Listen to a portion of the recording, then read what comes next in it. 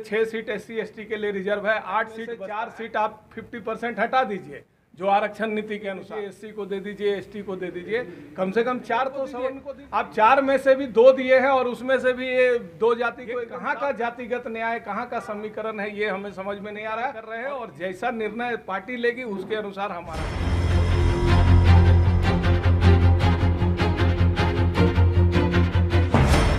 से अगर पार्टी संपर्क करेगी, निर्णय मांगेगी, राय हम देंगे पार्टी को कि कौन सर्वमान्य हो। भारतीय जनता पार्टी टिकट आप लोग को नहीं देती है, JMM देगा या कांग्रेस देगा, तो क्या उन लोग के साथ आप हैं?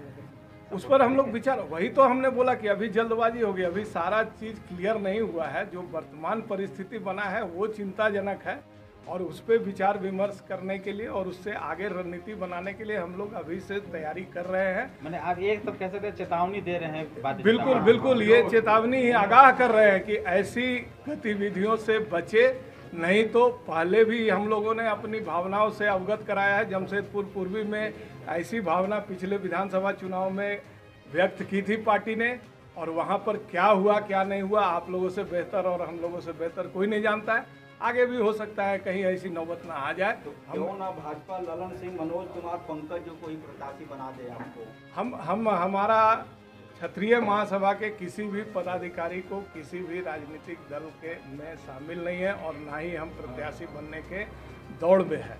राजनीतिक दल को हम इतनी स्वतंत्रता और अधिकार देते हैं कि हर दल में हमारे जाति का उत्तम कैंडिडेट उपलब्ध है। जिन कैंडिडेटों के बारे में सोचा जा रहा है या जिनको टिकट दिया गया है उनसे कमज़ोर नहीं है हमारे जाति का कोई भी क्षेत्र में कैंडिडेट, उन पे विचार करें और हम उनका समर्थन। समय में हमारी सूचना का आदर करते हुए अपना समय निकाल करके इस कार्य को सहयोग करने का प्रयास किया है। और आज के विषय में आने से पूर्व एक और विषय है जिसके लिए मैं आप लोगों को विशेष तौर पर धन्यवाद देना चाहता हूँ। कुछ वर्ष पहले दुमका में एक बहुत दर्दनाक घटना हुई थी हमारे क्षत्रिय परिवार की एक बेटी के साथ, और कल ही उन 2 दरिंदों को उम्र कैद की सज़ा दी गई है। और ये आप सभी मीडिया बंधुओं के सहयोग से ही संभव हुआ, क्योंकि जब वो घटना घटी थी तो नौबत ये थी कि दुमका में उसका फर्स्ट एड नहीं हो पा रहा। आप लोगों ने उस मुद्दे को इतना ज़्यादा संवेदनशीलता के साथ आगे बढ़ाया, वो राष्ट्रीय मुद्दा बन गया और आज उस बच्ची को कुछ हद तक न्याय मिला है। हम उस मामले को लेकर के अभी हाईकोर्ट में अपील करेंगे कि उन्हें फांसी दिया जाए। ये पहले का विषय है।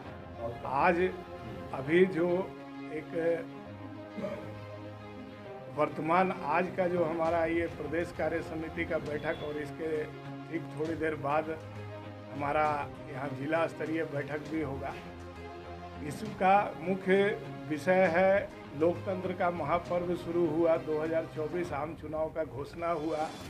समस्त क्षत्रिय समाज पूर्व की भांति एक जागरूक और सक्रिय जाति होने के कारण बहुत उत्साहित था कि इस लोकतंत्र के पर्व में हम बढ़ चढ़ के हिस्सा लेंगे। लेकिन जब भाजपा, JMM, कांग्रेस या अन्य प्रमुख राजनीतिक दलों का सीट के लिए प्रत्याशियों का चयन आरंभ हुआ और घोषणा आरंभ हुआ, तो धीरे धीरे पूरे देश में और विशेष करके झारखंड में क्षत्रिय समाज में एक निराशा और नाराजगी का माहौल व्याप्त हो गया। 6 सीट SC ST के लिए रिजर्व है, 8 सीट बचता है, 8 में से 4 सीट आप 50% हटा दीजिए जो आरक्षण नीति के अनुसार, OBC को दे दीजिए, SC को दे दीजिए, ST को दे दीजिए, कम से कम 4 तो सवर्ण को दीजिए, जनरल को दीजिए।